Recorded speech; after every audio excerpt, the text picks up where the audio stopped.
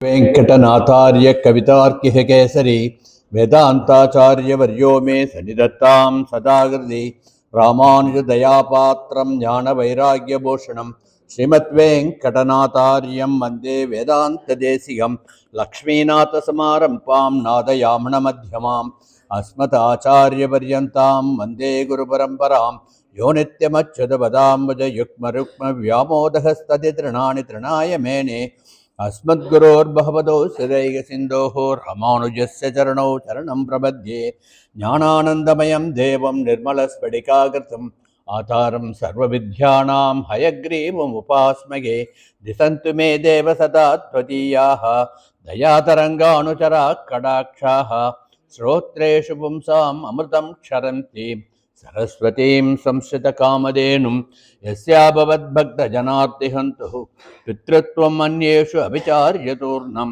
स्तम्भे अवतारदम् अनन्यलभ्यं लक्ष्मीनृसिंहं शरणं प्रपद्ये श्रीविष्णुचित्तकुलनन्दनकल्पवल्लीं श्रीरङ्गराजहरिचन्दनयोगदस्यां साक्षात् क्षमां करुणया कमलामिवान्यां கோதாமனன்யச்சரணௌ சரணம் பிரபத்யே.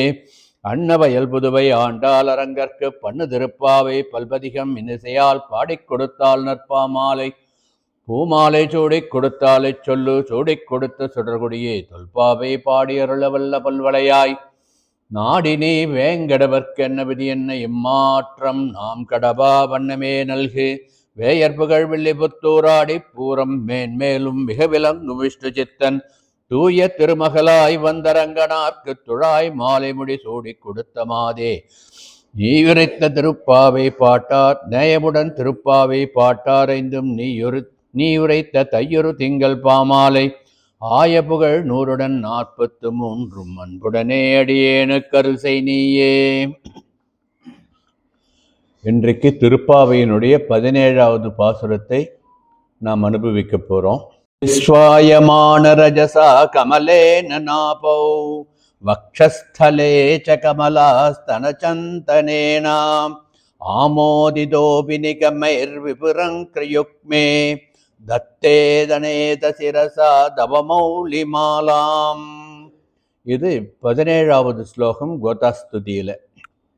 இங்க என்ன சொல்ற வர்றாருன்னா, சகல லோகங்களையும் வாழ்கின்ற பிரபுவாகிய அந்த ஸ்ரீமன் நாராயணனுடைய நாபிக்கமலத்திலே இருக்கின்றதல்லவா தாமரை முளைத்ததல்லவா பிரம்மன் இருக்கின்ற தாமரை, அந்த தாமரையினுடைய வாசனையும் அகலகில்லேன் உரையும் என்று அலர்மேல் மங்கை உரைமார்பனாக திகழ்கின்ற அந்த எம்பெருமானுடைய திருமார்பிலே லக்ஷ்மி தன் திருமார்பிலே சந்தனத்தை அறிந்திருப்பதனால் அந்த சந்தன வாசமும் எல்லோரும் எம்பெருமானுடைய திருவடிகளிலே இடையராது அந்த திருவடிக்கு சமர்ப்பிக்கின்ற மந்திரங்களும் புஷ்பங்களும் ஆகிய அவற்றினுடைய வாசமும் எம்பெருமானுக்கு சுகந்தத்தை தருகின்றன. ஆனால் இந்த சுகந்தமெல்லாம் தனக்கு பிரீத்தி இல்லை என்று கோதா பிராட்டியே நீ சூடிக் கொடுத்த அந்த மாலையை எம்பெருமான் தன் திருமுடி மீது சூட்டிக்கொண்டதனால் அதிலிருந்து எழுகின்ற அந்த மனம்தான், அந்த கந்தம்தான் எம்பெருமானை மிகவும் உகப்பாக இருந்து எம்பெருமானுடைய பரிமள கந்தம் எங்கும் வீசும்படி செய்கின்றது என்று அனுபவிக்கின்றார் சுவாமி நிகமாந்த மகாதேசிகன். இது இந்த 17வது ஸ்லோகத்தினுடைய சுருக்கமான அர்த்தம். இப்பொழுது வழக்கம் போல திருப்பாவையினுடைய பாசுரார்த்தம் அனுபவிப்போம். இன்னைக்கு 17வது பாசுரம். இந்த பாசுரத்தில் பல சிறப்புகள் இருக்கு, அதை ஓரளவுக்கு தொட்டு அனுபவிப்போம். இப்பொழுது பாசுரத்தை அனுசந்தானம் பண்ணுவோம். அம்பரமே தண்ணீரே சோரே அறம் செய்யும் எம்பெருமான் நந்தகோபாலா எழுந்திராய் கொம்பனார்க்கெல்லாம் கொழுந்தே குலவிளக்கே எம்பெருமாட்டி யசோதாரி உராய் அம்பரம் ஊடறுத்து ஓங்கி உலகலந்த உம்பர்கோமானே உறங்காதெழுந்திராய் செம்பொற் கழலடி செல்வா பலதேவா உம்பியும் நீயும் உறங்கேலோரெம்பாவாய் என்பது 17வது பாசுரம். இந்த பாசுரத்தினுடைய பொதுவான அர்த்தம் மேலோட்டமாக வாசிக்கும் பொழுதே நம் மனசிலே ஸ்புரிக்கின்ற அந்த அர்த்தத்தை முதலிலே எடுத்துக்கொண்டு பிறகு சுவாபதேசம் என்கின்ற மறைப்பொருள் உள்ளுரை பொருளை அனுபவிப்போம். அம்பரமே தண்ணீரே சோரே அறம் செய்யும் என்று பாசுரம் தொடங்குகின்றது. எமக்கு ஆடையும் நீரும் பல்வகையான உணவு பண்டங்களையும் தானமாக வாரி வழங்குகின்ற எம்பெருமான் நந்தகோபாலா, எங்கள் தலைவராகிய நந்தகோபரே, எழுந்திராய், தாங்கள் துயிலெழ வேண்டும். கொம்பனார்க்கெல்லாம் கொழுந்தே, கொம்பனார்க்கு எல்லாம் கொழுந்தே. இதை கொம்பு அன்னார்க்கு எல்லாம் கொழுந்தே, கொம்பனார்க்கெல்லாம் கொழுந்தே என்று இரண்டு விதமாக நாம் அன்வயித்து அனுபவிக்கணும். கொம்பனார்க்கு எல்லாம், கொம்பு அன்னார்க்கு என்றால் வஞ்சிக்கொடி போன்ற மெல்லிய உறுதியான எடையை உடைய பெண்களுக்கெல்லாம், கோபியர்களுக்கெல்லாம் தலைவியானவளே என்று அந்த யசோதா பிராட்டியை அனுபவிப்பதாகவும் நாம் எடுத்துக்கொள்ளலாம். கொம்பனார்க்கெல்லாம் கொழுந்தே குலவிளக்கே என்றார் கோபர்களுக்கெல்லாம் தலைவனாகிய நந்தகோபாலனே என்றும் அனுபவிக்கலாம். இப்படி இரண்டு விதமாக இதை அனுபவித்துக் கொள்ளுவோம். குலவிளக்கே, இப்பொழுது யசோதையை நாம் நினைத்து கொண்டோம் என்றால் நந்தகுலத்திற்கு தீபம் போன்றவளே என்றும், எம்பெருமாட்டி யசோதா அறிவுராய், குலவிளக்கே எம்பெருமாட்டி யசோதா என்று சொல்லி கிருஷ்ணரை எங்களுக்கு அளித்ததனால் யசோதை எம்பெருமாட்டி ஆகிவிட்டாள் என்று தன்னுடைய மாமியாருக்கு ஒரு மங்களாசாசனம் பண்ணிவிட்டு அவளை துயிலெழுப்புகின்றாள் என்று அனுபவிக்க வேண்டும். இப்படி அம்பரம் ஊடறுத்து ஓங்கி உலகளந்த உம்பர்கோமானே. அம்பரம் என்றால் இங்கு ஆகாசத்தை குறிக்கின்றது. திரிவிக்ரம அவதாரத்திலே எம்பெருமான் வாமனனாக வந்து திருவிக்கிரமனாக உயர்ந்து இந்த மண்ணையும் விண்ணையும் தன் திருவடிகளால் அளந்த அந்த வைபவத்தை ஆண்டாள் நாச்சியார் இந்த பாசுரத்திலும் எடுத்து காட்டுகின்றாள். அம்பரம் ஊடு அறுத்து, இந்த வானத்தை கிழித்து கொண்டு நின் திருவடி நீண்டதே என்று திருவிக்கிரம அவதாரத்தை நமக்கு எடுத்து காட்டுகின்றாள். இப்படி திருவிக்கிரம காலத்தில் வானலாவி ஓங்கி வளர்ந்து மூவுலகங்களையும் ஆண்ட தேவாதி தேவனே, தேவர்களுக்கெல்லாம் தலைவனே, உறங்காது எழுந்திராய் என்று கண்ணனை துயில் எழுப்புவது போல் அருளுகின்றார். அடுத்து செம்பற்கழலடி செல்வா பலதேவா என்று சொல்லுகின்றார். பலதேவனை எழுப்பாமல் கண்ணனை எழுப்பினால் கண்ணன் எழுவானோ என்று ஐயம் வந்துவிடவே செம்பற்கழலடி செல்வா பலதேவா என்று பலதேவனுக்கு ஒரு மங்களாசாசனம் பண்ணுகின்றார். செல்வா பலதேவா என்று சொல்லுகின்றார். கீழ்ப்பாசுரத்திலே நாம் அனுபவித்தோம், சகல செல்வங்களையும் உடையவனை நற்செல்வன் தங்காயின்ட்டு அனுபவிச்சவன் ஞாபகம் இருக்கா?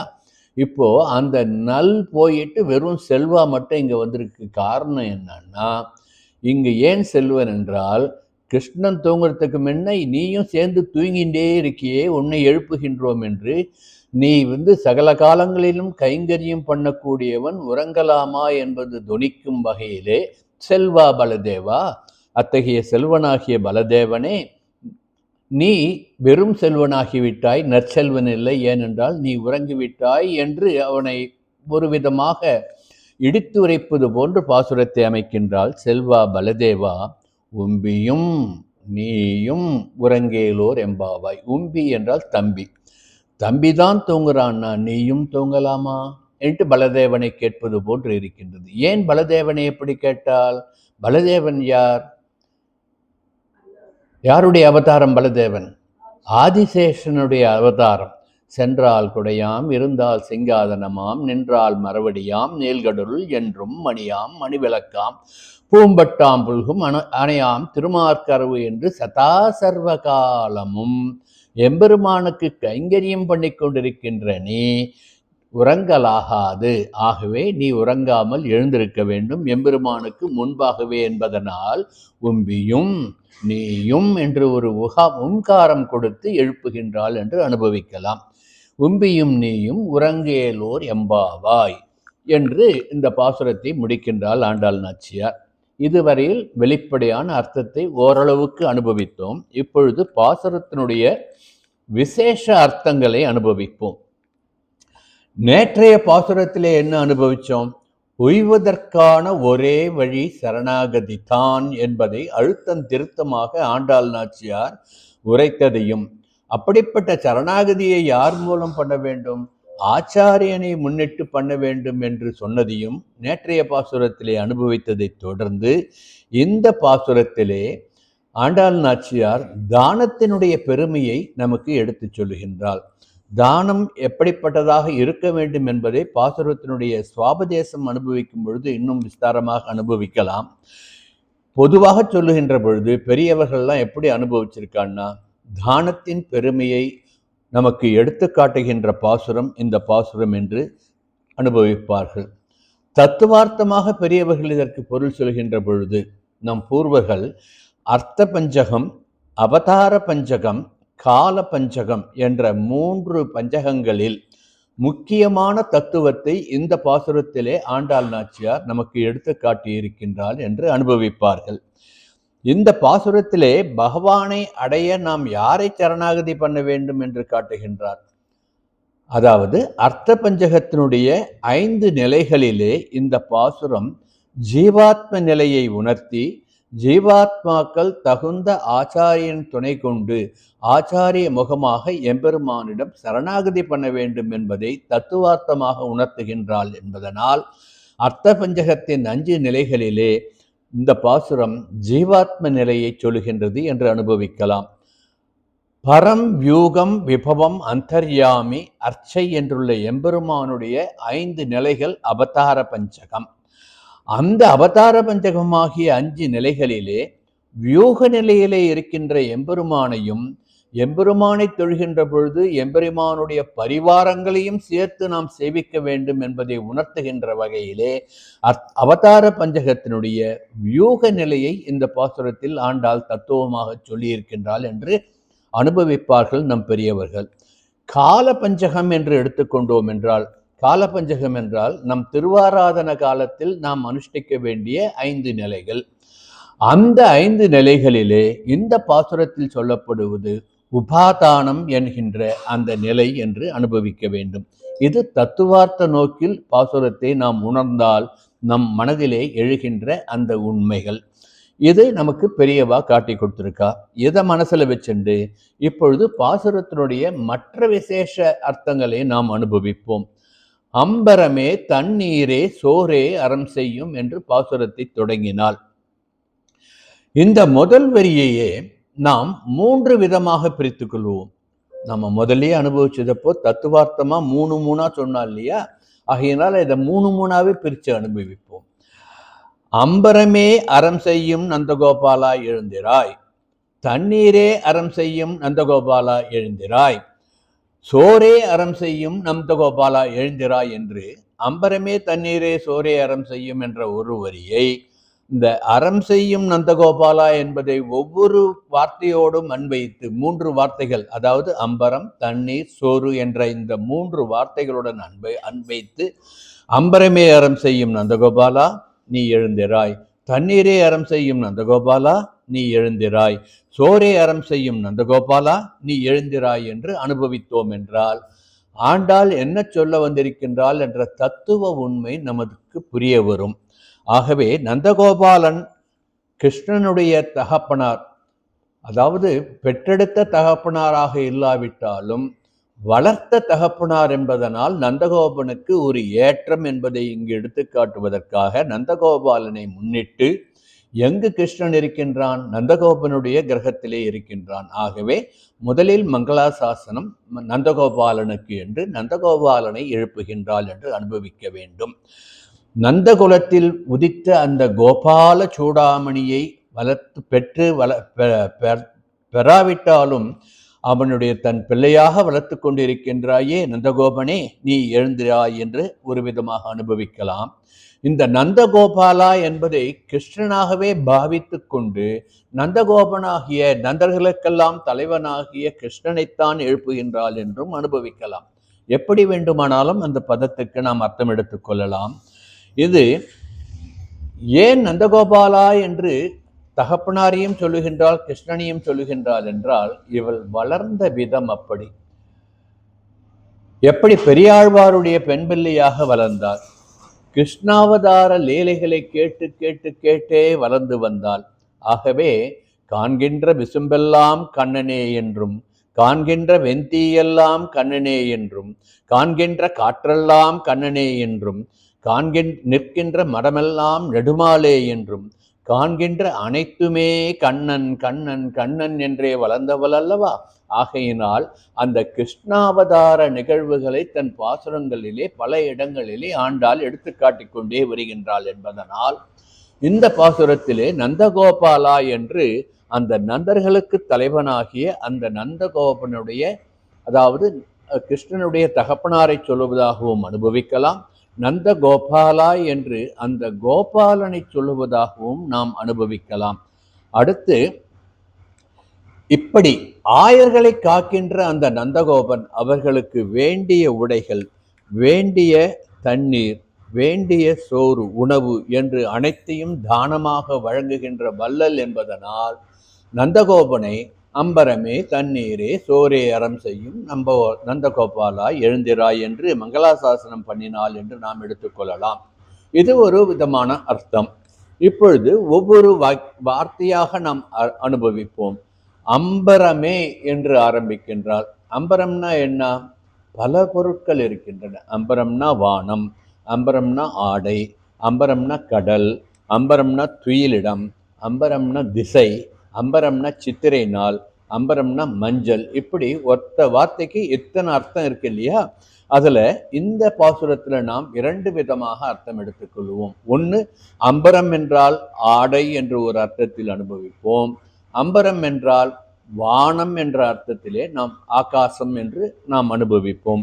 இங்கு அம்பரமே தண்ணீரே சோரே அறம் செய்யும் என்பதற்கு வெளிப்படையான நேரடியான அர்த்தம் கோபாலர்களுக்கு, இந்த கோபாலர்களுடைய தலைவனாகிய நந்தகோபன் வேண்டிய செல்வங்களை, அதாவது உடை, அவர்கள் உண்ணுவதற்கு உணவு, அவர்களுடைய ஆணிரைகளுக்கு தேவையான தண்ணீருக்காக பல நீர்நிலைகளை அமைத்து தானம் பண்ணி இருக்கின்றான் என்பதை உணர்த்துவதற்காக இந்த அம்பரமே தண்ணீரே சோரே என்ற 3 பதங்களை தாரகம், போஷகம், போக்கியம் என்று நாம் உணர வேண்டும்.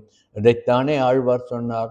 உண்ணும் சோறு, பருகும் நீர், தின்னும் வெற்றிலை எல்லாம் கண்ணன் எம்பெருமான் என்று அனுபவித்தார் அல்லவா? அதைத்தான் இந்த பாசுரத்திலே இங்கு ஆண்டாள் நாச்சியார் அம்பரமே தண்ணீரே சோரே என்று சொல்லி தாரக போஷக போக்கியம் என்ற தத்துவத்தை உணர்த்துகின்றாள் என்று அனுபவிக்க வேண்டும். இது ஆடை என்று அம்பரத்துக்கு அர்த்தம் கொண்டால் அனுபவிக்கும் பொழுது வருகின்ற அர்த்தம். இதையே அம்பரம் என்பதை ஆகாசம், வானம் என்று எடுத்துக்கொண்டோம் என்றால், அம்பரம் என்ற சொல்லால் ஆண்டாள் ஆகாசத்தை சொல்லுகின்றாள் என்றால் பரமபதத்தை சொல்லுகின்றாள் என்று அனுபவிக்க வேண்டும். பரமபதத்தை குறிப்பதாக நாம் எடுத்துக்கொண்டால் அடுத்த வார்த்தை தண்ணீர் எதை குறிக்கும்? பரமபதத்திற்கு அருகிலே இருக்கின்ற விரஜா நதியை குறிக்கின்றது. நாம் பரமபதம் போகணும்னா விரஜா நதியிலே நீராடிவிட்டுத்தான் பரமபதம் போக முடியும் என்பதனால் தண்ணீரே என்று விரஜா நதியை சொன்னால் என்று அனுபவிக்கலாம். சோறு என்றால் நாம் உண்கின்ற உணவு என்று ஒரு அர்த்தம் பார்த்தோம். சோறு என்பது நாம் அம்பரம் என்ற வார்த்தையை பரமபதம் என்று அர்த்தம் கொண்டால் சோறு என்ற வார்த்தைக்கு மோட்சம் அல்லது முக்தி என்று பொருள் எடுத்துக்கொள்ள வேண்டும். ஆகவே பரமபதத்தை அடைவதற்காக, முக்தி பெறுவதற்காக விரஜா நதியில் நீராடுவதை குறிப்பது போன்று அம்பரமே தண்ணீரே சோரே என்று ஆண்டாள் பாசுரத்தை அனுபவித்திருக்கின்றாள் என்று நாம் அனுபவிக்க வேண்டும். ஏனென்றால் வேதமே எம்பெருமானை நாம் எப்படி அனுபவிக்க வேண்டும் என்றால் அவனுக்கு நாம் உணவு என்ற வகையிலே அனுபவிக்க வேண்டும். படைத்தவை அனைத்துமே எம்பெருமானுக்கு உணவாகின்றது என்பதுதானே தைத்திரிய உபநிஷத்திலே பிருகுவல்லியிலே அனுபவிக்கின்றோம்.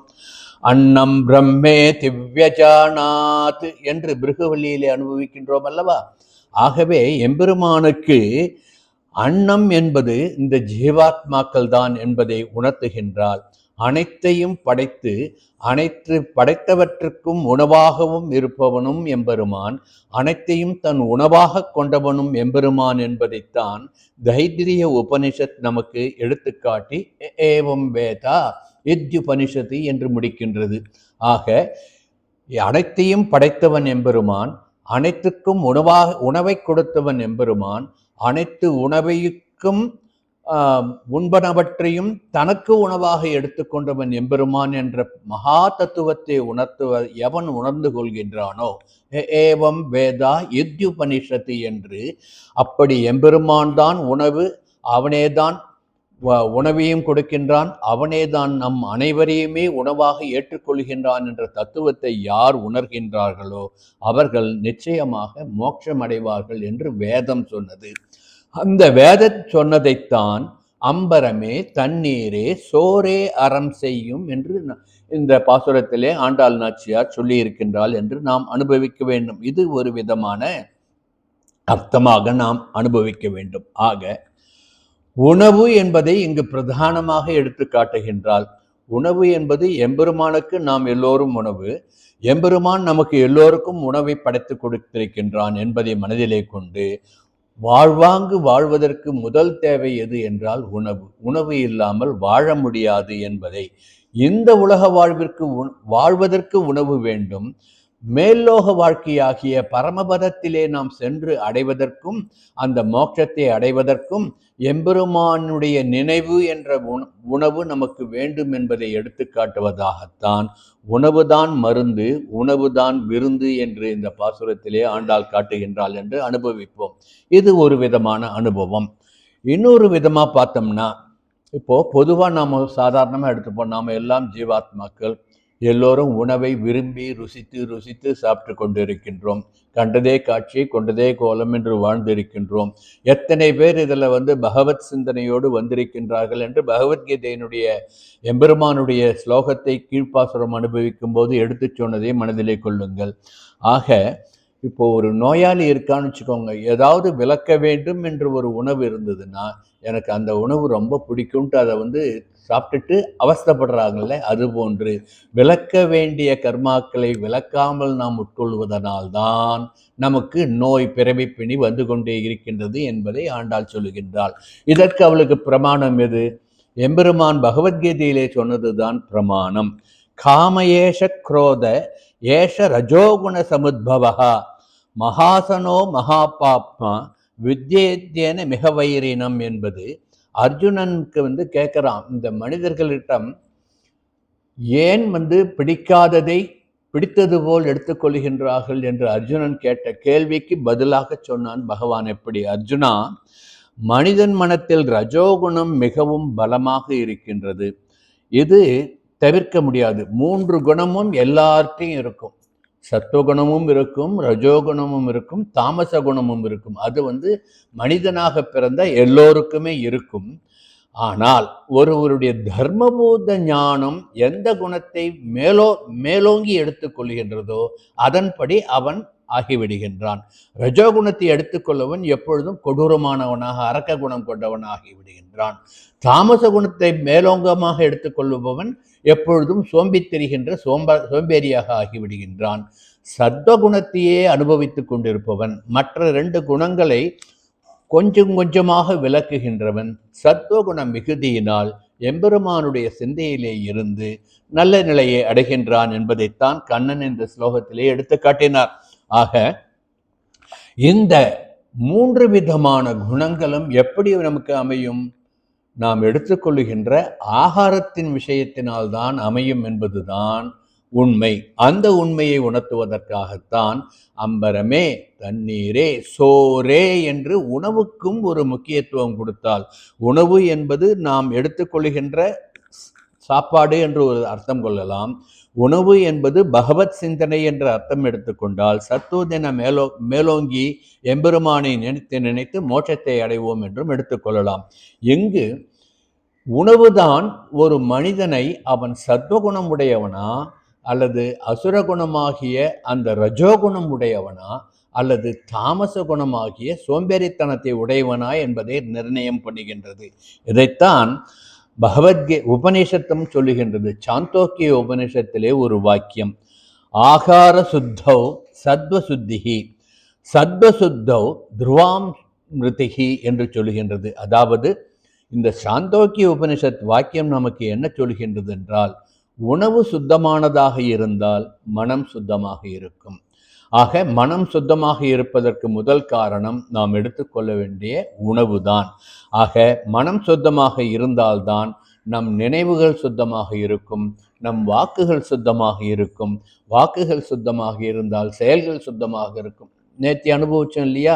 மனசு சுத்தமாக இருக்கணும், மனசில் நினைச்சதை வாக்கா சொல்லணும், வாக்கில் சொன்னதை செயலா சொன்னதுன்ட்டு சாந்தோக்கிய உபனிஷத்திலே வேறு இடத்தில் சொன்னதை இதை கூட ஒப்பிட்டு பார்க்க வேண்டும். ஆக நம் குணம் எதனால் நிர்ணயிக்கப்படுகின்றது? நாம் எடுத்துக்கொள்கின்ற உணவினால் நமது குணம் அமைகின்றது.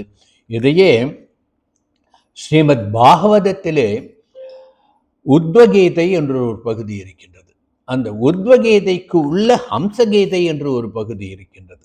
அந்த ஹம்சகீதையிலே, அந்த உத்தவ கீதையில ஒரு பகுதியாகிய ஹம்சகீதையிலே ஒரு ஸ்லோகம், ஆகமோ அபப்ரஜாதேசா காலஹா கர்மச்ச ஜன்மச்சா தியானம் மந்தரோ அதசம்ஸ்காரஹா தர்சைதே குணஹேதவஹா என்று சொல்லுகின்றது. அதாவது நாம் பருகுகின்ற நீர், நாம் உண்ணுகின்ற உணவு, நாம் படிக்கின்ற வாசகங்கள், நாம் பழகுகின்ற மக்கள், நாம் வசிக்கின்ற இடம், நாம் செயல்புரியும் செயல்கள், அந்த செயல்களை செய்கின்ற காலம், நம் தாய் தந்தையர்களுடைய சம்ஸ்காரம், நாம் ஜபிக்கின்ற மந்திரம், நாம் பண்ணுகின்ற தியானம், நாம் செய்கின்ற சிந்தனை, இவை எல்லாவற்றையும் பொறுத்துத்தான் நம் குணம் அமைகின்றது என்று பாகவதத்திலே எடுத்து காட்டியிருக்கிறது. இதைத்தான் வேடிக்கையா சொல்லுவா, ஒரே கூட்டில் பிறந்த 2 கிளிகள், ஒரே தாய்க்கு பிறந்த 2 கிளிகள், ஒன்று ஒரு ரிஷி வீட்டில் போய் வளர்றது, ஒன்று விலங்குகளை வெட்டி உணவாக உண்புகின்ற ஒரு கசாப்பு கடைக்காரன் வீட்டில் போய் வளர்றது. கசாப்பு கடைக்காரன் எப்போ பார்த்தாலும் என்ன சொல்லிட்டு இருப்பான்? வெட்டு வெட்டு வெட்டுன்றான். அதையே கேட்டு அந்த கிளி வளர்றது. இந்தண்ட கிளி நாராயணா நாராயணான்ட்டு எல்லாரையும் வாங்கோ, எல்லாரும் சௌக்கியமாக இருக்கும்ட்டு ரிஷிகளுடைய அமுதமான வாக்குகளை கேட்டே வளரும் பொழுது, அந்த கிளி, ஒரே தாய்க்கு பிறந்த 2 கிளிகளில் ஒரு கிளி சத்துவகுணத்தோடு, ஏனென்றால் அது சேர்ந்த இடம், அது வாழ்கின்ற இடம், அதுக்கு புசிக்கின்ற உணவு, அது கேட்கின்ற வார்த்தைகள் என்று அதை எப்பொழுதும் நாராயண நாமத்தை ஸ்மரிக்க சொல்லி நாராயண நாமத்தை சொல்லும்படி ஆகிவிட்டது. இன்னொரு கிளியோ அது சேர்ந்த இடம், அது உண்கின்ற உணவு, அது கேட்கின்ற வார்த்தைகள் என்று எப்பொழுதும் வெட்டு வெட்டு, யார் வந்தாலும் வெட்டு வெட்டுன்னுமா அந்த கிளி.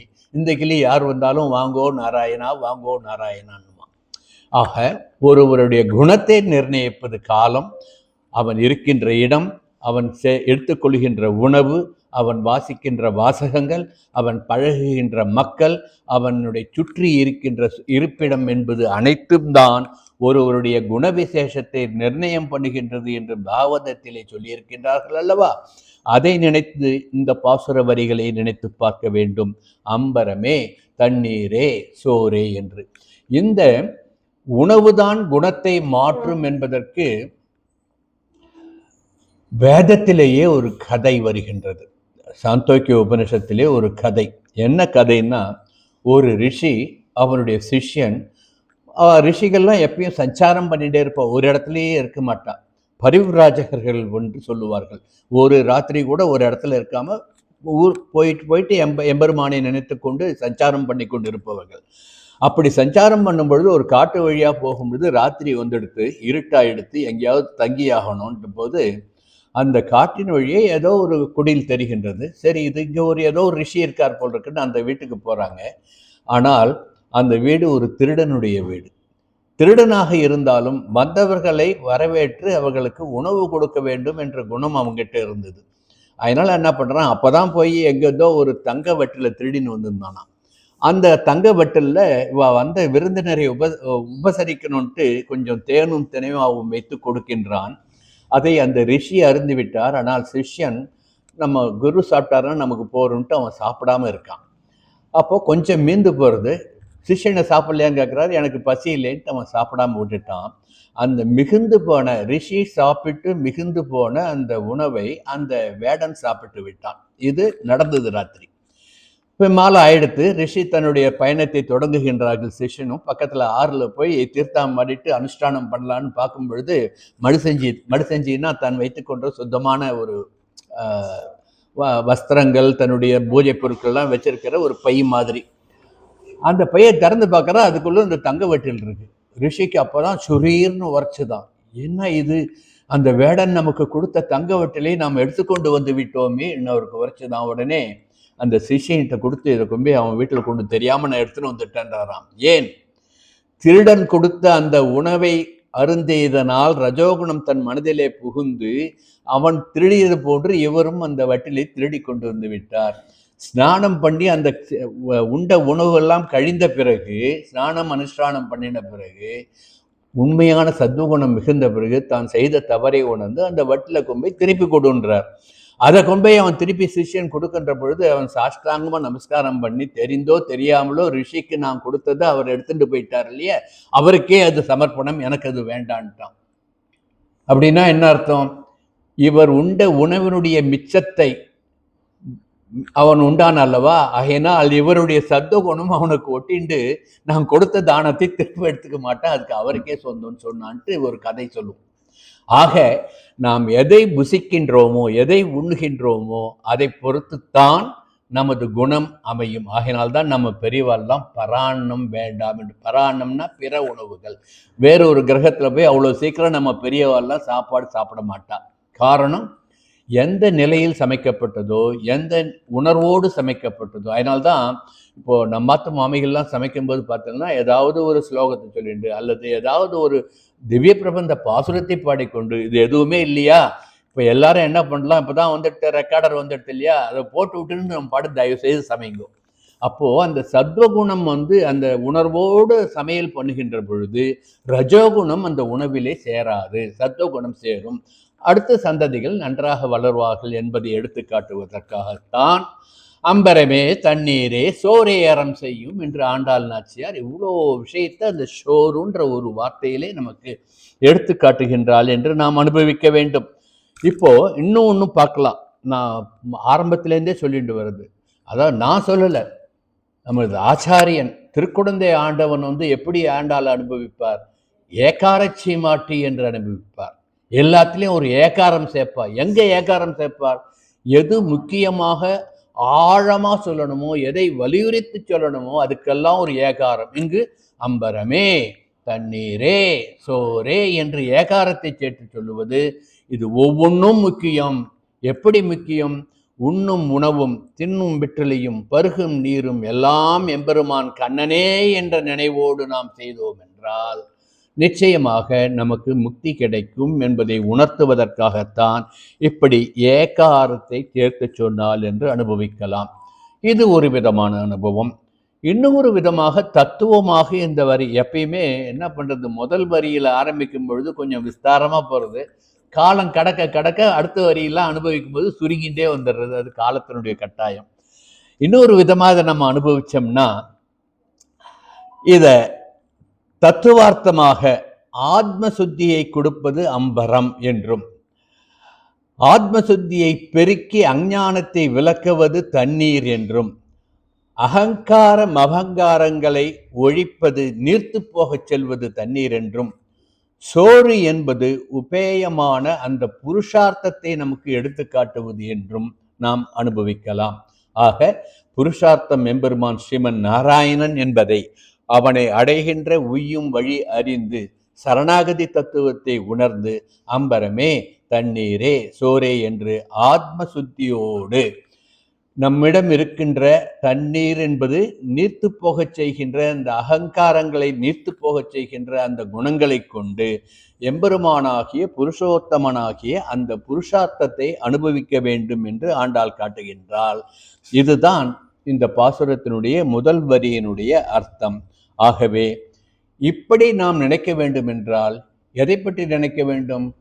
முதல் ஆச்சாரியனாகிய கிருஷ்ணன் நமக்கு என்ன உபதேசம் பண்ணார் பகவத்கீதையிலே என்பதை நினைத்து நாம் இதை அனுபவிக்க வேண்டும். ஏற்கனவே சொன்னோம் இல்லையா, மனசனுடைய ஒவ்வொரு மனுஷனுக்கும் 3 குணங்கள் நிச்சயமாக இருக்கும். ரஜோகுணம், தாமசகுணம் அண்ட் சத்துவகுணம். இந்த 3 இருக்கிறதுல ஒவ்வொரு மனுஷாளுக்குள்ளேயும் எந்த குணம் அதிகமா இருக்கோ அதன்படி அவன் இயல்பு அமைந்து விடும். ரஜோகுணமே இருக்கிறவங்கிட்ட போயிட்டு நல்ல வார்த்தையை எதிர்பார்க்க முடியாது. கோபம், எதுக்கெடுத்தாலும் பொறாமை, எதுக்கெடுத்தாலும் பச்சரிப்பு, எதுக்கெடுத்தாலும் மற்றவர்களை குறை சொல்லுதல், நானே தான் ஆயிடுகின்ற உணர்வே வராது.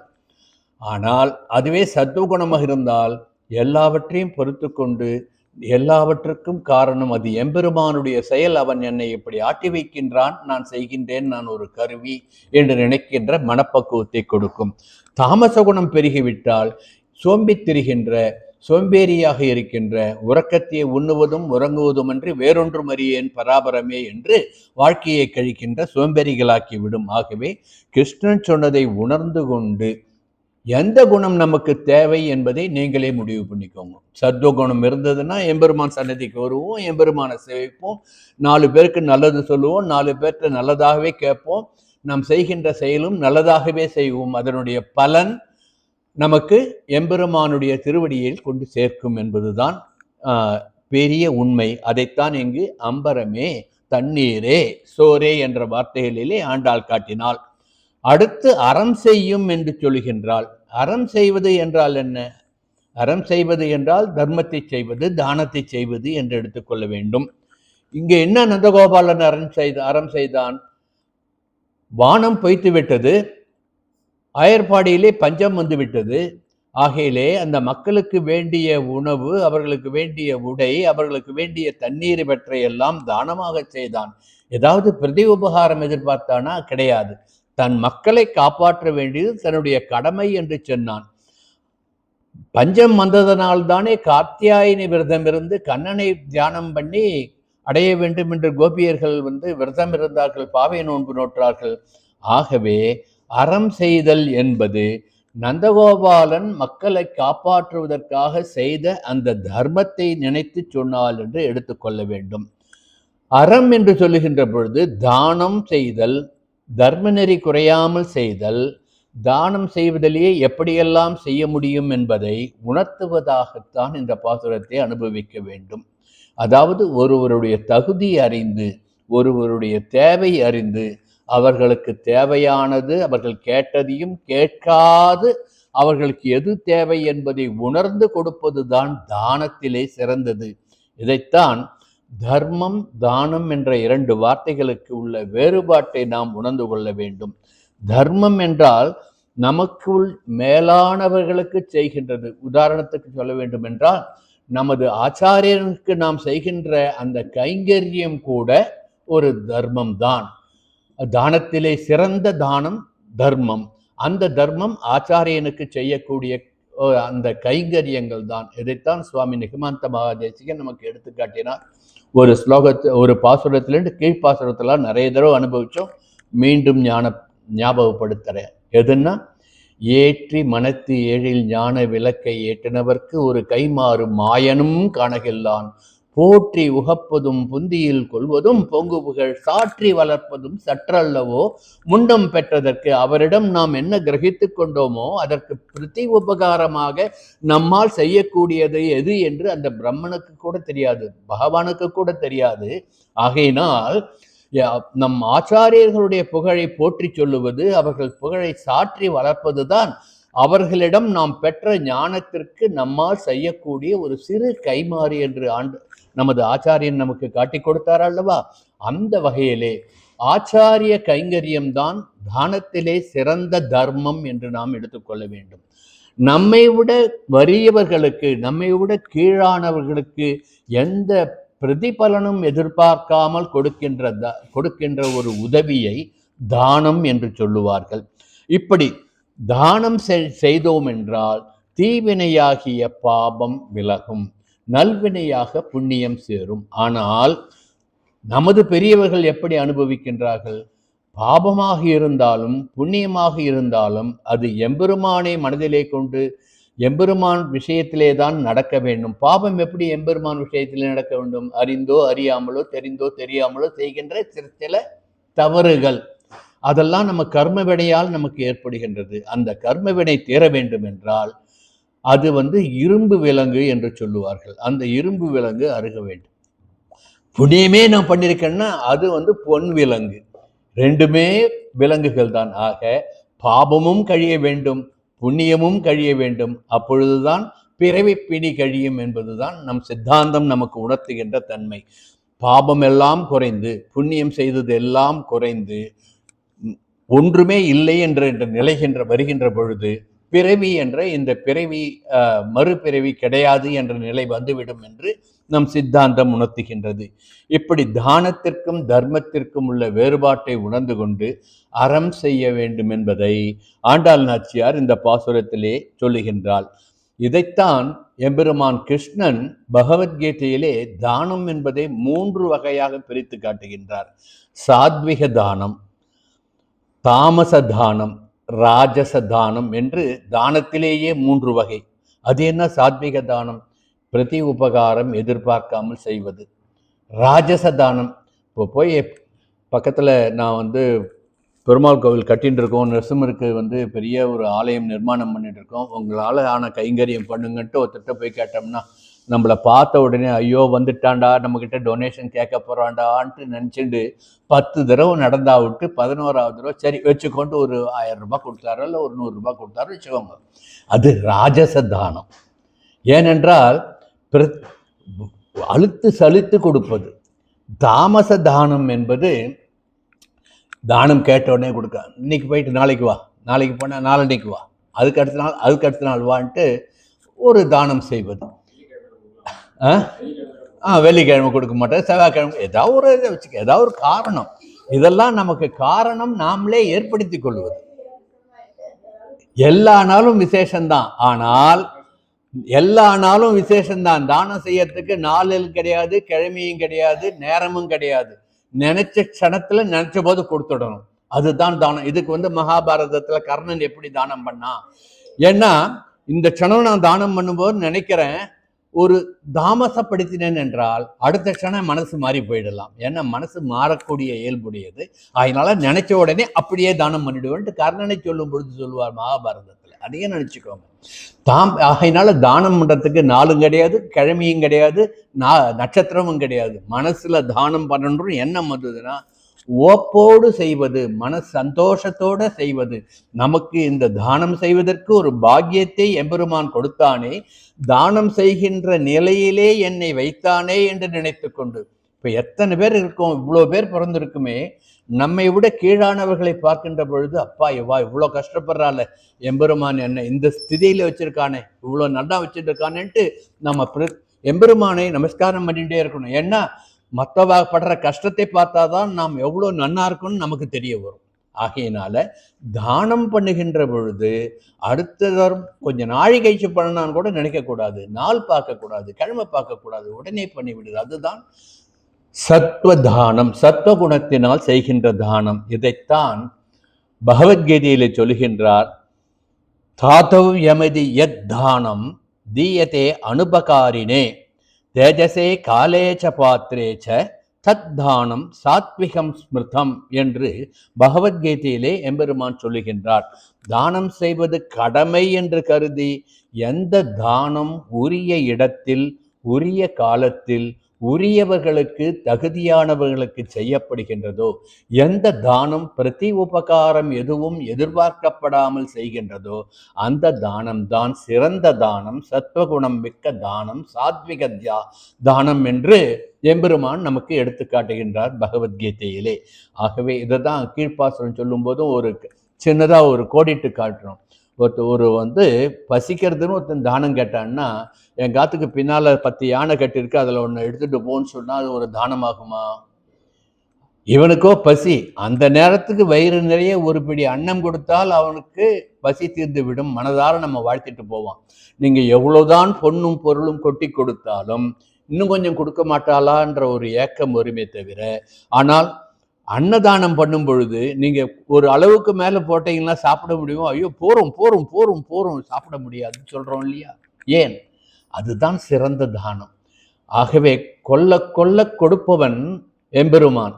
அதை நாம் எப்படி ஆசித்து பெற்றுக்கொள்கின்றோம் என்பது நம்மளுடைய மனோதர்மத்தை பொறுத்து இருக்கின்றது என்பதைத்தான் இந்த பாசுரத்திலே சொல்லுகின்றால். எதை அடிப்படையாக கொண்டு சொல்லுகின்றாள் என்றால், எம்பெருமான் கிருஷ்ணன் பகவத்கீதையிலே சொன்னதை மனதிலே வைத்துக்கொண்டு அந்த வேத சாரத்தை நமக்கு எடுத்து காட்டுகின்றாள் என்று நாம் அனுபவிக்க வேண்டும்.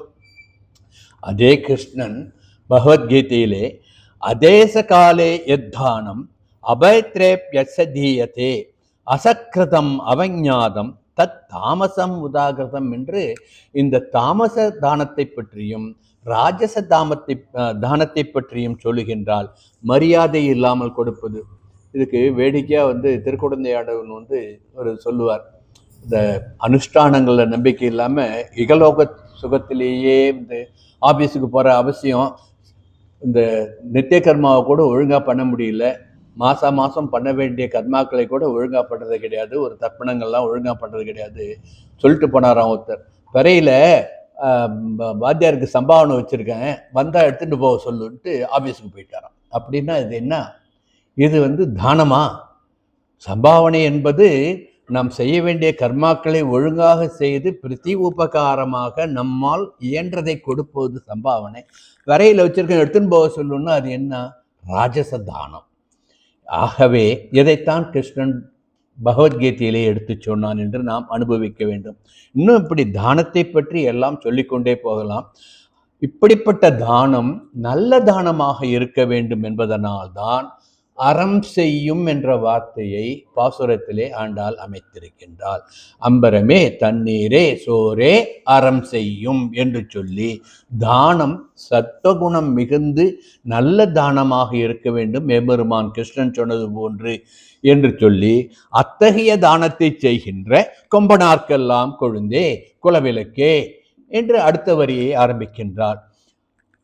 இங்கு முதலியே அனுபவிச்சோம், கொம்பு அன்னார்க்கு எல்லாம் கொழுந்தே குலவிளக்கே என்று யசோதை பிராட்டியைத்தான் ஆண்டாள் நாச்சியார் சொன்னாள் என்பதை இந்த வார்த்தையினுடைய அடுத்த வார்த்தை என்ன போடுறா? கொம்பனார்க்கெல்லாம் கொழுந்தே குலவிளக்கே எம்பெருமாட்டி யசோதா அறிவுராய் என்று சொல்லுகின்றாள் அல்லவா? ஆகவே அந்த எம்பெருமாட்டி ஏன் எம்பெருமாட்டி ஆனால்?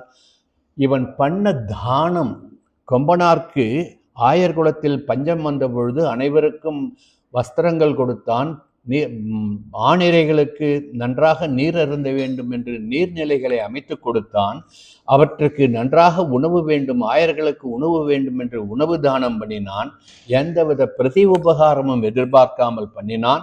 ஆகையினால் அவனுக்கு புண்ணியம் சேர்ந்தது. இப்போ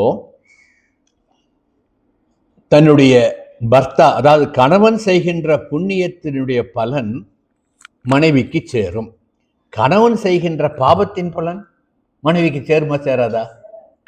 சேரவே சேராது. அதுதான் நம்ம சனாதன தர்மம் நமக்கு எடுத்து காட்டுறது.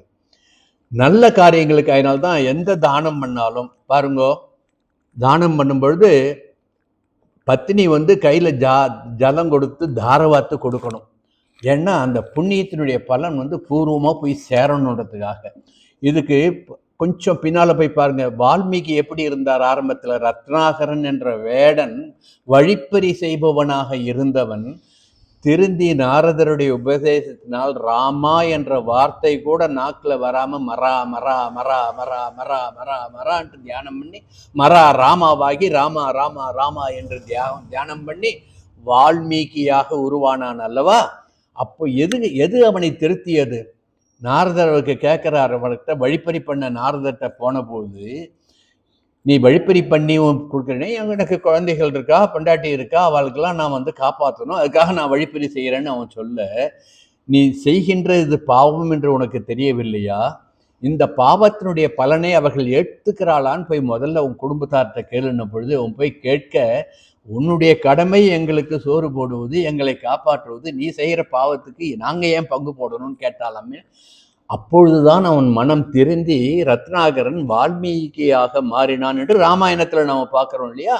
அதையும் இங்கு நினைத்துக் கொள்ளுங்கள். கொம்பனார்க்கெல்லாம் கொழுந்தே குலவிளக்கே எம்பெருமாட்டி யசோதா அறிவுராய் என்று எவ்வித பிரதிபலனும் எதிர்பார்க்காமல் நந்தகோபாலன் செய்த அந்த தானத்தினுடைய புண்ணியங்கள் எல்லாம் யசோதைக்கு வந்ததனால் அவள் எம்பெருமாட்டி ஆகிவிட்டாள் என்று நாம் அனுபவிக்கலாம். இது ஒரு அனுபவம். இப்போ ஒரு செடி இருக்குன்னு வச்சு, கொழுந்தே குலவிளக்கே என்று சொல்லுகின்றால், கொழுந்துன்னா என்ன? தளிர். ஒரு செடி நன்னா வளப்பமா இருந்ததுன்னா தளிர் நன்னா மினு மினு மினு நன்னா இருக்கும். அந்த செடியினுடைய வேர்ல ஏதாவது ஒரு பூச்சி வந்துடுச்சுன்னா முதல்ல எது தெரியும்? அந்த கொழுந்து தான் வாடும். மற்ற இலைகள்லாம் அப்புறம்தான் வாடும். வேர்ல ஏதாவது ஒரு தீமை வந்து விட்டது என்றால் கொழுந்து முதலில் வாடுகின்றது. ஆகவே ஆயர்குலத்தில் இருக்கின்ற அந்த கோபியர்களுக்கு ஏதாவது ஒரு கஷ்டம் வந்துட்டுனா முதல் வருத்தம் யாருக்கு வரும்னா இந்த யசோத பிராட்டிக்கு தான் வரும். ஏன்னா தலைவி அல்லவா. ஆகவே கொழுந்தே என்று மாமியாரை பாராட்டுகின்றாள், மங்களாசாசனம் பண்ணுகின்றாள் என்று அனுபவிக்கலாம். அது ஒரு விதமான அனுபவம். குலவிளக்கே கொழுந்தே என்று சொல்கின்றார். கீழ்ப்பாசுரத்துல 5வது பாசுரத்துல கிருஷ்ணனை அனுபவிக்கும் பொழுது என்ன சொன்னோம்? தாயை குடல் விளக்கம் செய்த தாமோதரனை அனுபவிக்கும் பொழுது எப்படி பண்ணோம்? ஆயர் குலத்தில் வந்த அணிவிளக்கு என்று அனுபவித்தோம் அல்லவா. அதுபோன்று அந்த கிருஷ்ணனை பெற்ற மணிவிளக்கு இவள் என்பதனால், அதாவது பெற்றன்னா இங்கு வளர்த்து நமக்கு கொடுத்த, எல்லாருக்கும் அவதான தாயின்னு தெரியும். அவதார ரகசியம் எல்லாருக்கும் தெரியாது இல்லையா. யசோதைக்கு கூட தெரியாது அவதார ரகசியம். கிருஷ்ணன் தன் மாயையால் எல்லாவற்றையும் மறைத்து விட்டான். ஆக அப்படிப்பட்ட கிருஷ்ணனை அவள் கொடுத்ததனால் அவள் பிராட்டி. எப்படிப்பட்ட பிராட்டி? பெருமாட்டி என்று சொல்லுகின்றாள் என்று நாம் அனுபவிக்க வேண்டும். எம்பெருமாட்டி யசோதா அறிவுராய். இந்த யசோதா தான் எம்பெருமான் வளர்த்தா, சீராட்டி பாராட்டி வளர்த்தா. ஆனால் கண்ணனுடைய திருக்கல்யாணத்தை பார்க்கக்கூடிய பேரு அவளுக்கு கிடைக்கவில்லை. ஐயோ, உன் கல்யாணத்தை கூட பார்க்க முடியவில்லையே என்று அவள் வருந்தின போது கிருஷ்ணன் அவளுக்கு வரம் கொடுத்தான். கலியுகத்திலே நீ என்னுடைய திருக்கல்யாணத்தை எனக்கு கல்யாணம் பண்ணி வச்சு அனுபவிப்பாய். எப்படி பகுலாதேவியாக திருப்பதியிலே நீ இருப்ப. அப்பொழுது நான் திருவேங்கடவனாக வெங்கடேசன் ஸ்ரீனிவாசன் என்று வருவேன். பத்மாவதி தாயாரை நீ எனக்கு கல்யாணம் பண்ணி வைப்பான்ட்டு அப்போ வாக்கு கொடுத்தானா பகுலாதேவி. அது ஸ்ரீனிவாச புராணம் சொல்லும் பொழுது அதை அனுபவிக்கும். எதுக்கு சொல்றேன்னா, எம்பெருமாட்டி அப்படிப்பட்ட எம்பெருமானுடைய தாயாக இருந்ததனால் அவள் எம்பெருமாட்டி யசோதா என்று அனுபவிக்க வேண்டும். ஆனால் பெத்த தாய் ஒத்தி இருக்கும் பொழுது வளர்த்த தாய்க்கு எவ்வளவு புகழா என்று கேட்கலாம். ஆமாம், வளர்த்ததனால் அவள் புகழ்றான். வளர்த்ததனால் நான் பேறு பெற்றேன்னு ஆழ்வார் அனுபவிக்கின்றால. மடக்கிளியை கைகூப்புவார், வளர்த்ததனால் நான் பெற்ற பேரு என்னான்ட்டு. அப்படி வளர்த்ததனால் அவளுக்கு பெருமை. இதை குலசேகர ஆழ்வார் யசோதையின் புலம்பல்ட்டு ஒரு 10 பாசரங்கள் சொல்லியிருக்கார். இது தேவகியின் புலம்பல், தப்பு பார்த்த மாதிரி தேவகியின் புலம்பல் என்று 10 பாசரங்கள் சொல்லுவார். எல்லா சந்தோஷத்தையும் யசோதைக்கே போயிடுத்தே, எனக்கு ஒன்று கூட கிடைக்கலையேன்ட்டு புலம்பராலாம். மருவும் நின் திருநெற்றியில் சுட்டி அசைதர மணி வாயில் முத்தம் தருதலும் விரலை செஞ்சிறு வாயிடை சேர்த்து வெகுளியாய் நின்றுரைக்கும் அவ்வுரையும் தெருவிலேன் ஒன்றும் பெற்றிலேன் எல்லாம் தெய்வநங்கை யசோதை பெற்றாளே என்று தேவகி புலம்புவதாக குலசேகர ஆழ்வார் அனுபவித்து காட்டினார் அல்லவா. ஆக பெற்ற தாய்க்கு கிடைக்காத அந்த பேரின்பம் அனைத்தும் யாருக்கு கிடைத்தது? வளர்த்த தாயான யசோதைக்கு கிடைத்து என்பதனால் யசோதை எம்பெருமாட்டி ஆனாள் என்று அனுபவிக்கலாம். ஆகவே யசோதைக்கு இவ்வளவு இன்பம் கிடைத்தது, பெற்ற தாயாகிய தேவகிக்கு ஏன் அத்தனை கஷ்டம்?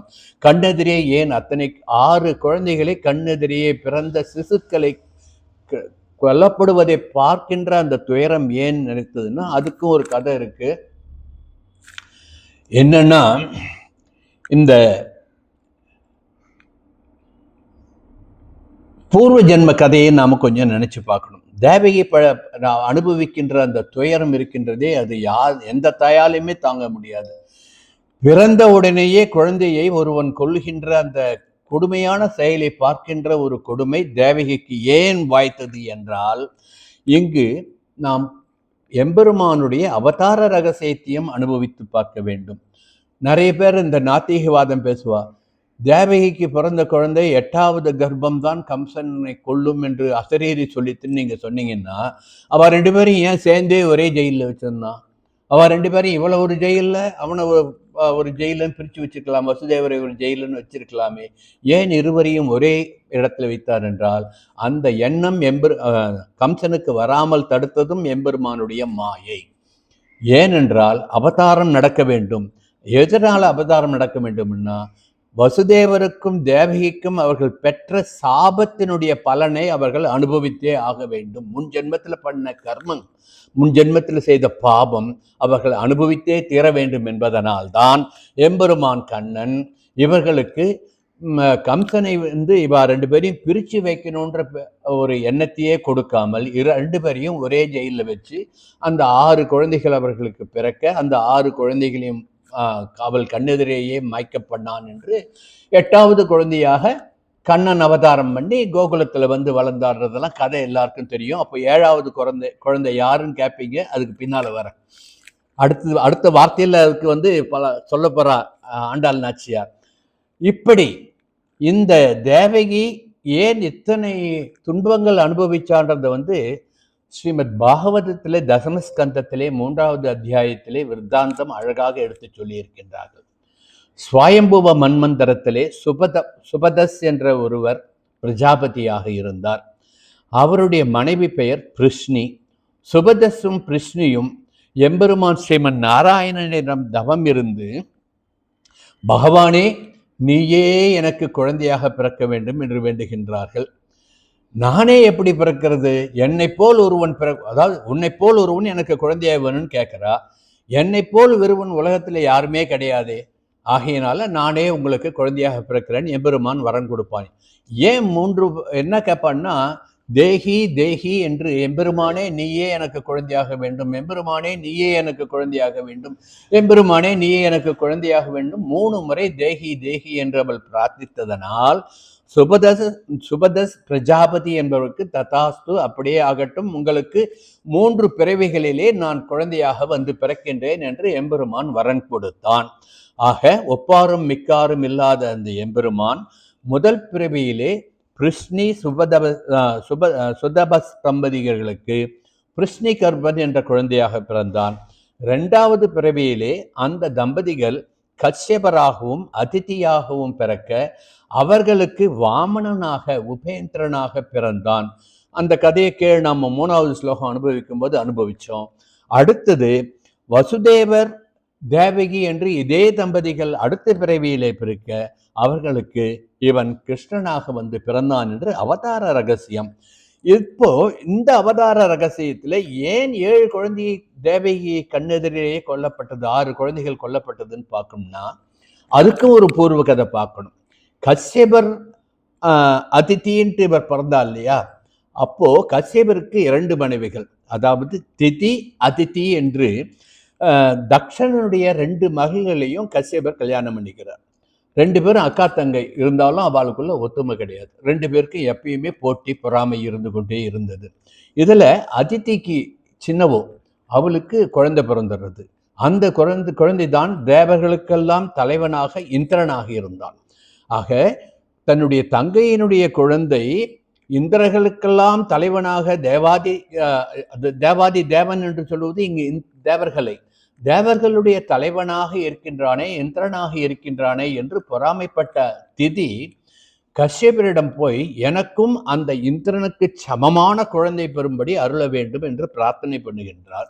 அப்பொழுது கஷ்யபர் சொன்னாராம், நீ திதி ஒரு தேவி உபாசனை பண்ணுபவள், நீ தேவியை உபாசனம் பண்ணு, தகுந்த காலத்திலே உனக்கு சத்புத்திரன் உண்டாவான் என்று அவருக்கு வாக்கு கொடுக்க, அதன்படியே தேவியை உபாசனம் பண்ணும் பொழுது திதி ஒரு தகுந்த காலத்திலே கரு உண்டானால், கரு உண்டாகி கரு வளர்ந்து கொண்டே வருகின்றது.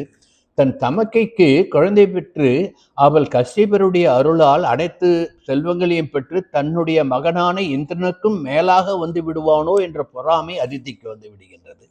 அதனால இந்திரனை கூப்பிட்டு உன் பெரியம்மாவுக்கு வரம் வேண்டி குழந்தை வாங்குகின்றார், குழந்தை பெறப்போகிறா, அந்த குழந்தை உன்னை விட பலசாலியாக, உன்னை விட பராக்கிரமசாலியாக, உனக்கும் மேலானவனாக ஆகி விடுவான், ஆகவே அந்த குழந்தையை அழித்து விடு என்று அதிதி தன்னுடைய புத்திரனாகிய இந்திரனிடம் சொல்ல, இந்திரனும் திதிக்கு பணிவிடை செய்வது போல, பெரியம்மாவுக்கு கைங்கரியம் பண்ணுவது போல அவள் பூஜையெல்லாம் முடித்து சற்று கண் அசந்த பொழுது, கருவுற்ற பெண்களுக்கு எப்பொழுதுமே ஒரு அசதி இருக்கும் இல்லையா, நிறை மாத கர்ப்பிணியாக இருக்கின்றால், சற்று அசந்து வாயை என்று திறந்து கொண்டு தூங்கி விட்டாலாம். பூஜை பண்ணிட்டு இருக்கும் பொழுதே மயக்கம். அதனால்தான் சொல்லுவா பெரியவா, வாயை திறந்துட்டு தூங்காதேன்ட்டு சொல்லுவா. ஞாபகம் வருதா? இந்த கதையை நினச்சிக்கோங்க. அப்போ இந்திரன் பக்கத்திலே இருந்தானா சிறு உருவம் எடுத்துக்கொண்டு அந்த திதியினுடைய வாய் வழியாக சென்று அவ கர்ப்பத்தை துண்டாக வெற்றி விடுகின்றான். 6 துண்டுகளாக வெட்டி விட்டான். கர்ப்பம் கலைந்து விடுகின்றது. கர்ப்பம் கலைஞ்ச உடனே திதி கண் விழித்து பார்க்கின்றால் கர்ப்பம் கலைந்து விட்டது. ஐயோ கர்ப்பம் கலைந்து விட்டதே, தவமாக தவம் இருந்து இத்தகைய கர்ப்பம் வந்ததே, இது கலைந்து விட்டதே என்று வருத்தப்பட்டு கொண்டு, இந்த வருத்தத்தை என்னதான் பகையாக இருந்தாலும் தன் சகோதரியிடம் போய் பகிர்ந்து கொள்ளலாம். இருந்தாலும் கூட பிறந்த உறவு இல்லையா, தங்கை இல்லையா, எனக்கு அபார்ஷன் ஆயிடுத்து, கர்ப்பம் கலைந்து விட்டதுன்னு சொல்றதுக்காக திதி அதிதி கிட்ட போகின்ற பொழுது அதிதியும் இந்திரனும் பேசிக் கொள்கின்றார். இந்திரன் பெருமையா சொல்றான், அம்மா நான் பெரியம்மா கருவில் இருந்த அந்த கருவை 6 துண்டுகளாக வெட்டி போட்டு விட்டேன். அவ தூங்கிட்டு இருக்க, வாயை பொழந்துட்டு இருக்கும் பொழுது அவ வாய் வழியாக சென்று கருவை கலைத்து விட்டேன் என்று பெருமையாக சொல்றதை கேட்ட உடனே திதிக்கு தன் தங்கையே தன்னுடைய கருவை கலைப்பதற்கு காரணமாக இருந்து விட்டாளே என்று, நான் இப்பொழுது என்ன துன்பம் அனுபவிக்கின்றனோ அதே துன்பத்தை நீ அனுபவிப்பாய், உன் கண் எதிரேயே உன் குழந்தைகள் மாய்க்கப்படுவதை நீ பார்ப்பாய் என்று ஒரு சாபத்தை கொடுக்கின்றாள். உடனே அதித்தி பயந்து போய், ஐயோ நமக்கு சாபம் கொடுத்துட்டாலே, இவ தேவி உபாசிகை, தேவியை உபாசனை பண்ணி அந்த ஒரு சாபத்தை கொடுத்து விட்டாலே என்று கஷ்யபரிடம் போய் இந்த சாபத்திலிருந்து என்னை காப்பாற்று என்று கேட்க, கஷ்யபர் சொல்றார், யார் சாபம் கொடுத்தாலோ அவாதான் சாப விமோசனமும் கொடுக்க முடியும், வா கூட்டுட்டு போறேன்ட்டு அதித்தியை திதி கிட்ட கூட்டிட்டு வரும் பொழுது 2 பேரையும் ஒன்னா வரத பார்க்கறா திதி. ஏற்கனவே கஷ்டம், இவ 2 பேரும் ஒன்னா வரத பார்த்த உடனே கஷ்யபரும் இதற்கு உடந்தையோ என்று நினைத்து அவளுக்கு கொடுத்த சாபம் உனக்கும் தான்ட்டான். அப்போ என்னம்மா இப்படி தெரியாம கொடுத்துட்டேன், நான் வந்தது உன்னை சமாதானப்படுத்த வந்தேன், இப்படி சாபம் கொடுத்து விட்டே, சரி எல்லாம் பகவானுடைய சங்கல்பம் என்று போகும் பொழுது அந்த கஷ்யபரும் அந்த அதிதியும் தான் அடுத்த பிறவியிலே வசுதேவனாகவும் தேவகியாகவும் வருகின்றார்கள். 6 துண்டா வெட்டி போட்டான் இல்லையா, ஆகையினால் 6 குழந்தைகளை கண்ணெதிரே மாய்க்கப்படுவதை பார்த்து திதி கொடுத்த சாபத்தினுடைய பலனை அதித்தி அனுபவித்தாள் தேவகியாக என்று தேவகியினுடைய விருத்தாந்தத்தை பாகவதத்திலே சொல்லப்பட்டிருக்கின்றது, தசமஸ்கந்தத்திலே. ஆக இது இது எதுக்காக இந்த இடத்துல நாம் எடுத்து சொல்லுகின்றோம் என்றால், சத்வகுணம், ராஜசகுணம், தாமச குணத்தினுடைய இயல்புகள் எப்படியெல்லாம் வரும் என்றதை நினைத்து, இவள் சீமாட்டி ஆனாலே, எம்பெருமாட்டி ஆனாலே, யாரு யசோதா எம்பெருமட்டை ஆனால், ஏனென்றால் கொம்பனார்க்கெல்லாம் கொழுந்தே குலவிளக்கே என்று ஆனால், அந்த கொம்பனார்க்கெல்லாம் தலைவனாகிய நந்தகோபாலன் செய்த புண்ணியத்தினால் என்று அனுபவித்தோம் என்றால், திதியாக இருந்த தேவகி எதனால் துன்பப்பட்டால், அதிதியாக பிறகு அடுத்த பிறவியிலே பிறந்த யசோதா எப்படி இன்பப் பெற்றாள் என்று நாம் அனுபவிக்கலாம். இது ஒருவித புராண கதையை நினைத்துக் கொள்ளுங்கள். இதை நினைத்து கொண்டு இப்பொழுது பாசுரத்திற்கு வருவோம். கொம்பனார்க்கு எல்லாம் கொழுந்தே குலவிளக்கே, ஆயர் குலத்தரில் இருப்பவர்களுக்கெல்லாம் கொழுந்து போன்றவளே, குலவிளக்கு போன்றவர்களே என்று சொல்லுகின்றாள். ஆகையினால்தான் ஆயர்களை காப்பாற்றுகின்ற தலைவன் என்பதனால்தான் நந்தகோபாலனை திருப்பாவையிலே 5 பாசுரங்களிலே மங்களாசாசனம் பண்ணியிருக்கின்றால். 1வது பாசுரம், இந்த 16வது பாசுரம், இந்த 17வது பாசுரம், 18வது பாசுரம், 21வது பாசுரம், இந்த 5 பாசுரங்களிலே நந்தகோபாலனை கொண்டாடுகின்றாள் ஆண்டாள் நாச்சியார். அம்பரமே தண்ணீரே சோரே அறம் செய்யும் என்று சொல்லி, அம்பரம் ஊடறுத்து ஓங்கி உலகளந்த உம்பர்கோமானே என்று அடுத்து அந்த திருவிக்கிரம அவதாரத்தை பாராட்டி சொல்லுகின்றாள். நம்ம 3வது பாசுரத்தை அனுபவிக்கும் பொழுதே ஓங்கி உலகளந்த உத்தமன் பேர்பாடி என்று அனுபவித்தோம் அல்லவா, அப்பொழுது திருவாய்மொழி பாசுரத்தை எடுத்து அனுபவித்தோம். வேதம் என்ன சொல்லுகின்றது, இந்த திருவிக்கிரம அவதாரத்தினுடைய சிறப்பை அனுபவித்தோம். விஷ்ணு சுத்தத்திலே என்ன சொல்லுகிறது, இந்த திருவிக்கிரம அவதாரத்தினுடைய பெருமையை அனுபவித்தோம். இப்படி ஓங்கி உலகளந்த அந்த உத்தமனுடைய பெயரை பாடுவதற்காக 3 பாசுரங்களில் சொல்லி இருக்கின்றார். முதல் 10ல் ஒரு இடத்துலையும், 2வது 10ல் ஒரு இடத்துலையும், 3வது 10ல் ஒரு இடத்திலும் என்று 3வது பாசுரத்தில் ஓங்கி உலகளந்த உத்தமன், 17வது பாசுரத்தில் அம்பரமூடறுத்து ஓங்கி உலகளந்த உம்பர்கோமான், 24வது பாசுரத்துல அன்று இவ்வுலகம் அளந்தாய் அடி போற்றி சென்றங்கத்தை நிலங்கி சென்றாய் தரல் போற்றி அந்த பாசுரம் வரும். இப்படி 3 இடங்களிலே ஆண்டாள் நாச்சியார் இந்த திருவிக்கிரம அவதாரத்தினுடைய சிறப்பை போற்றி பாசியிருக்கின்றார். கண்ணனை துயிலெழுப்ப வேண்டியவள் இப்படி ஒவ்வொரு கிருஷ்ண லீலைகளையும் மனதிலே நினைத்து கொண்டு கிருஷ்ண அனுபவத்திலே இங்கு பாடுகின்றார். இங்கு கண்ணனை அடுத்து துயில் எழுப்புகின்றார். ரொம்ப கோமானே உறங்காது எழுந்திரார் கொம்பனார்க்கெல்லாம் கொழுந்தே குலவிளக்கே என்று சொன்னது யசோதை பிராட்டியை மட்டுமல்ல, கோபர்களுக்கு தலைவனாகிய குலவிளக்காகிய கொழுந்தாகிய கண்ணனே என்று நினைத்து கண்ணனை துயில் எழுப்புகின்றாள் அடுத்து என்று அனுபவிக்கலாம். கண்ணனை ஆண்டாள் இந்த பாசுரத்திலே துயில் எழுப்புவதாக அமைத்திருக்கின்றார். இவருடைய தோப்பனார், அதாவது தகப்பனார் என்ன பண்றார்? கண்ணனை தூங்க பண்றார். மாணிக்கங்கட்டி வைரமிடை கட்டி ஆணி பொன்னால் செய்த வண்ண சிறுதொட்டில். உங்க குழந்தைக்கு இந்த பாசுரத்தை சொல்லி நீங்க தாலாட்டு பண்ணுங்க. மாணிக்கங்கட்டி வைரமிடை கட்டி ஆணி பொன்னால் செய்த வண்ண சிறுதொட்டில் பேணி உனக்கு பிரமன் வீடு தந்தான் மாணிக்குரலனே தாலேலோ வையமலந்தானே தாலேலோன்னு அந்த குழந்தைக்கு இப்பொழுதே இந்த பாசுரங்கள் எல்லாம் சொல்லி தாலாட்டு பண்ணினீங்கன்னா நல்ல குழந்தையாக வந்து ஒரு உத்தமனாக வளர்வான். ஆகையினால்தான் பெரியவாதெல்லாம் நம்ம காட்டி வச்சுட்டு போயிருக்கா. அங்கே ஒரு குழந்தைய அவர் தாலாட்டுறதை பார்த்தா உடனே இந்த பாட்டு ஞாபகம் வந்துடுது எனக்கு. சரியா? அப்படி பாடுறீங்களா? பாசுரங்களை சொல்லி சொல்லி சொல்லி குழந்தையை தாலாட்டுங்கள். பெரியாழ்வார் திருமொழியில 10 பாசுரம் அற்புதமா இருக்கும். தாலாட்டு பாசுரம் அனுபவிச்சு அனுபவிச்சு குழந்தையை தூங்க பண்ணுங்க. மாணிக்குரலனே தாலேலோ வையமலந்தானே தாலேலோன்ட்டு வையமலர்ந்தவன் யார்? திருவிக்கிரமன். திருவிக்கிரமனுக்கு தூங்க பண்ணார் பெரியாழ்வார். அந்த திருவிக்கிரமனை கண்ணனே எழுந்திராய் எழுந்திராய் என்று இந்த பாசுரத்திலே எழுப்பினால் ஆண்டாள் என்று நாம் அனுபவிக்கலாம். செம்பொற்கழலடி செல்வா பலதேவா என்று அடுத்து சொல்லுகின்றார். பலதேவனை யார்? கண்ணனுக்கு மூத்தவன். அவனுடைய செம்பொற்கழலடி செல்வா என்று அவனுக்கு ஒரு அடைமொழி கொடுத்து அவனை போற்றி புகழ்ந்து பலதேவனை எழுப்பி உம்பியும் நீயும் உறங்கேலோ ரெம்பாவாய், உன்னுடைய தம்பியும் நீயும் சேர்ந்து கொண்டு உறங்காதே, நீ கைங்கரிய ஸ்ரீ, நீ அந்த ஆதிசேஷனுடைய அவதாரம் அல்லவா, ஆகவே நீ உறங்கேல் உறங்கேல் உறங்கேல் என்று அவனை எழுப்பி நீ கண்ணனை எழுப்பி எங்களுக்கு கொடு என்று அனுபவிக்க வேண்டும் என்று கேட்பதாக இந்த பாசுரத்தை நாம் அனுபவிக்க வேண்டும். இதைத்தான் இந்த பலதேவன் யார்? கிருஷ்ணனுக்கு தமையன். இந்த பலதேவன் யார்? ஆதிசேஷனுடைய அவதாரம். இந்த பலதேவன் யார்? சாட்சாத் எம்பெருமானார் ராமானுஜன் பிற்காலத்தில் அவதாரம் பண்ண போறான்றத பெரியவா வந்து ஒரு சுபாஷிதம் சொல்லி நமக்கு எடுத்துக்காட்டி இருக்கின்றார்கள்.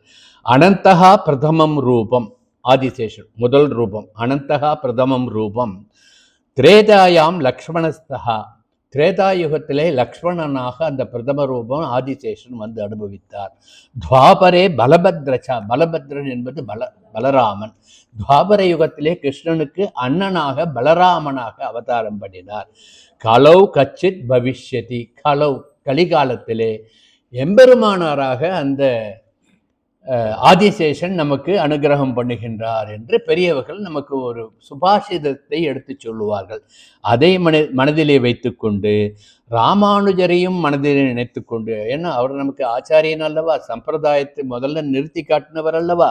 ஆக இந்த எம்பெருமானார் ராமானுஜர் ஆதிசேஷனுடைய அவதாரம் என்பதை மனதிலே கொள்ள வேண்டும். இப்பொழுது உம்பியும் நீயும் உறங்கு பலராமா செம்பொற்கழலடி செல்வா பலதேவா என்று ஆண்டாள் பாசுரத்தை அனுபவியுங்கள். ஆரம்பத்திலே சொன்னோம் இல்லையா, பொய்கை ஆழ்வார் பாசுரம் ஒன்றை எடுத்துக்காட்டி ஆதிசேஷன் எப்படி கைங்கரிய ஸ்ரீ, எப்பொழுதும் கைங்கரியமே பண்ணி கொண்டிருப்பவன். எம்பெருமான் நின்றாலும் நடந்தாலும் உறங்கினாலும் கைங்கரியம் பண்ணி கொண்டிருப்பவன். சென்றால் குடையாம் இருந்தால் சிங்காதனமாம், நின்றால் மறுபடியாம் நெல்கடருள் என்றும் மணியாம் மணிவிளக்காம் பூம்பட்டாம் புல்கும் அணையாம் திருமார்க்கரவு என்று அந்த ஆதிசேஷன் கைங்கரியம் பண்ணுவானே, அந்த ஆதிசேஷனுடைய அவதாரம் தானே பலராமா.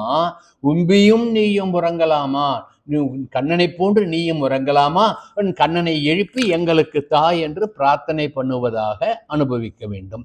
சரி, செம்பொற்கழலடி செல்வா என்று சொல்லியிருக்காளே என்று கேட்கலாம். ஏன் செம்பொற்கழலடி? இந்த பலதேவன் யார்? வசுதேவர் தேவகி, இந்த தம்பதிகளுடைய தேவகியினுடைய 7வது கர்ப்பத்தில் இருந்தவன் தான் பலராமன்.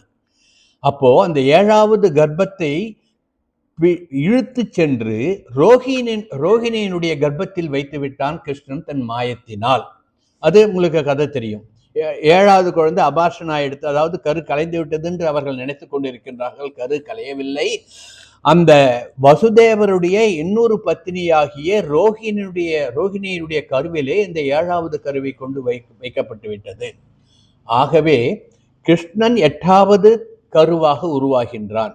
8வது கரு அந்த தேவகியினுடைய வயிற்றில் உருவாகி 6 குழந்தைகள் மாய்ந்தது போல் மாயாமல் இருந்ததற்கு காரணம் என்னவென்றால், இந்த பலராமன் 7வது கருவாக அங்கு உருவாகி தன் திருவடியை அந்த தேவகியினுடைய திருவயிற்றிலே பதித்ததனால் அது செம்பொற்கழலடி என்று அனுபவிப்பார்கள் பெரியவர்கள்.